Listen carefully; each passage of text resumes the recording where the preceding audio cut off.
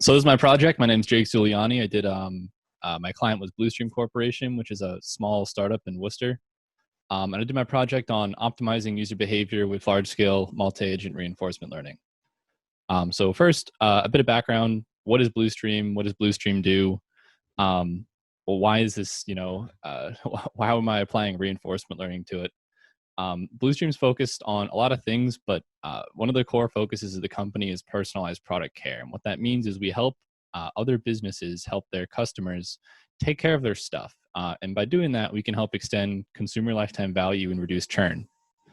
So it's easy to explain with an example. Here's an example of this. One of the first companies we partnered with was Taylor Guitars.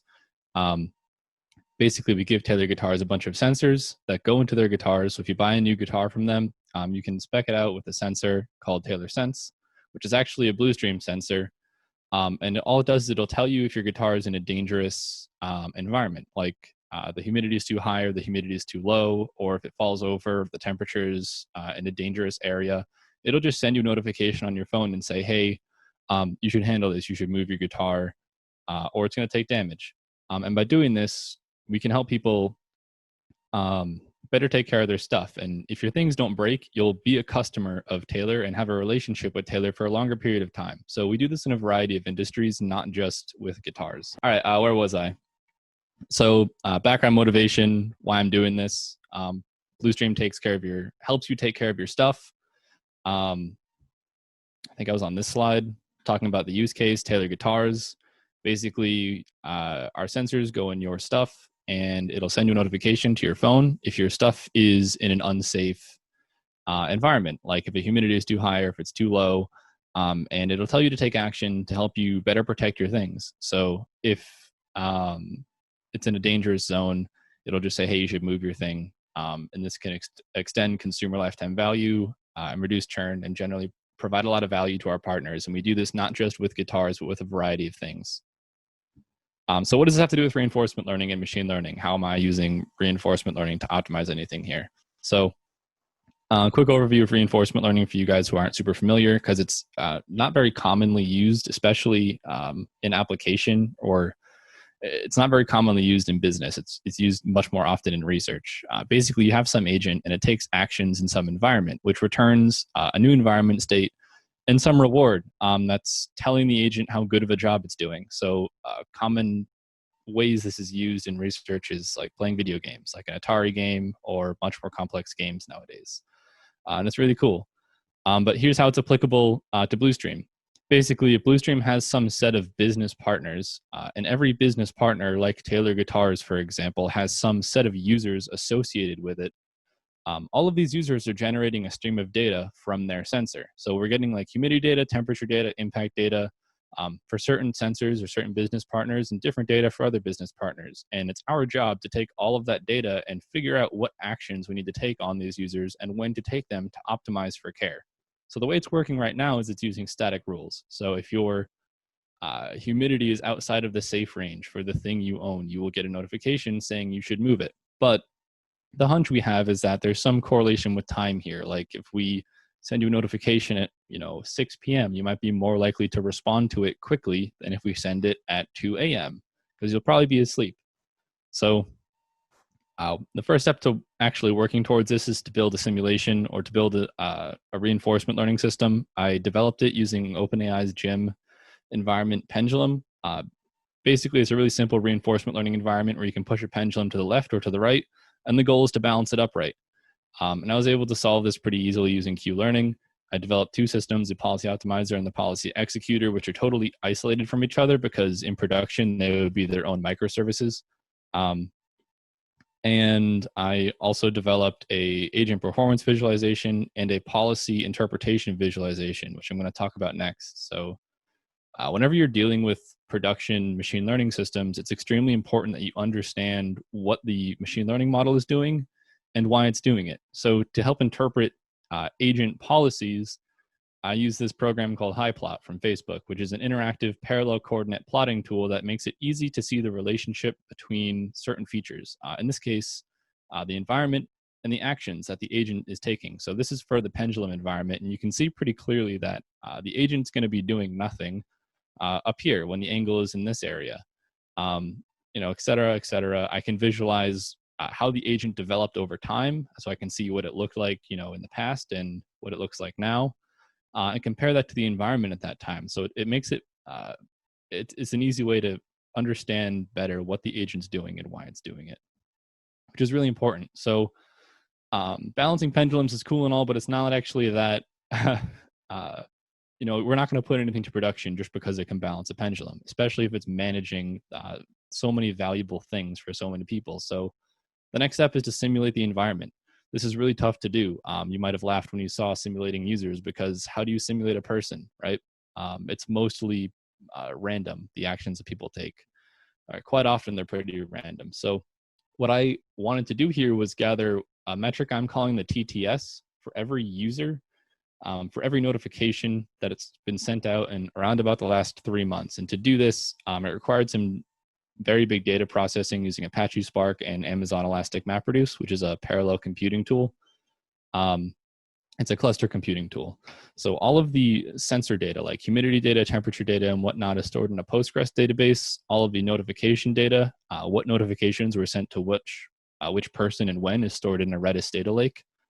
And I used Apache Spark to parse out the time to safety, or the TTS, for all of these. So what is TTS? Because I've mentioned it quite a bit. Basically, for every metric like humidity or temperature, there's a maximum safe zone and a minimum safe threshold. So if, like for a guitar and for humidity, it might be 60% and 40% relative humidity.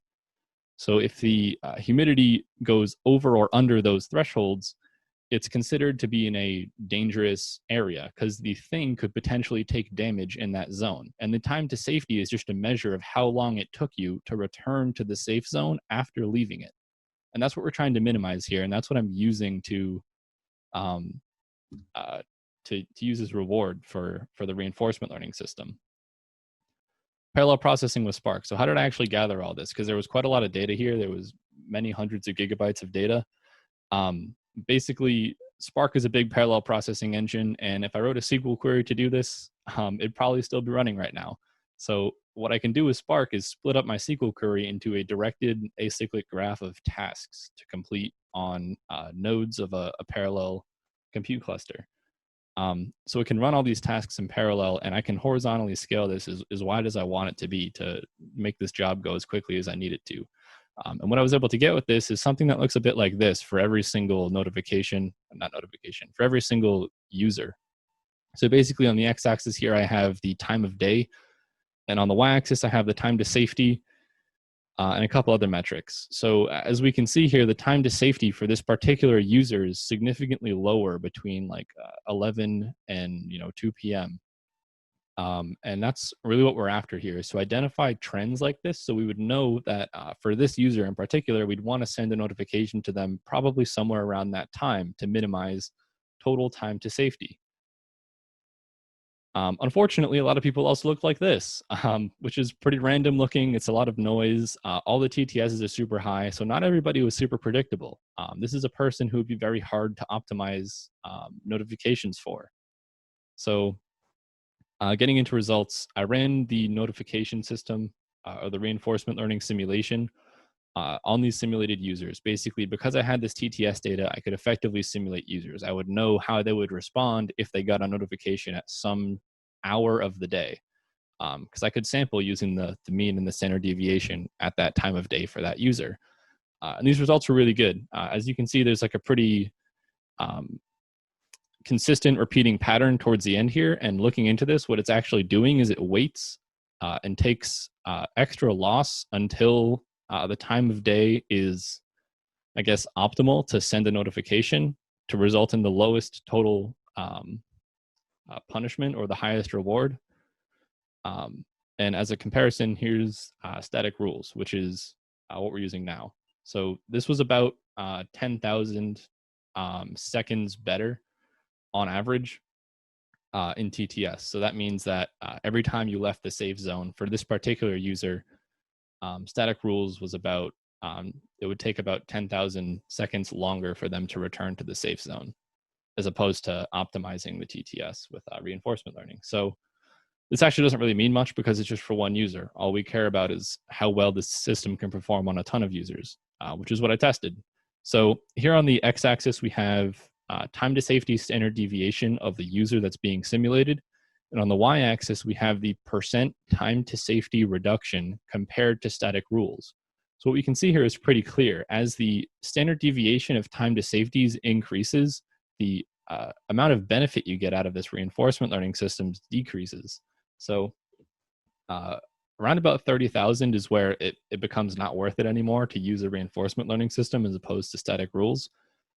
But before that, the reduction in time to safety is pretty significant. It's up near 30% in some cases. So the next question I asked was, how valuable is this actually? How many people are in that range? And it turns out that's about 16% of users who are below an average TTS of 30,000. So for these users, I was able to, using Q-learning, show that we can reduce average TTSs by about 25%, which is pretty significant. So using the system, we can achieve a 25% TTS reduction for 16% of Blustream users.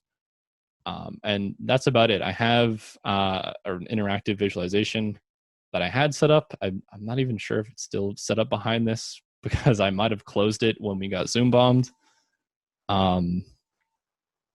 But yeah, I'll take questions now. Maybe I'll look in a second and see if it's still there. But if anyone has any questions, let me know. Great. Thank you, Jake.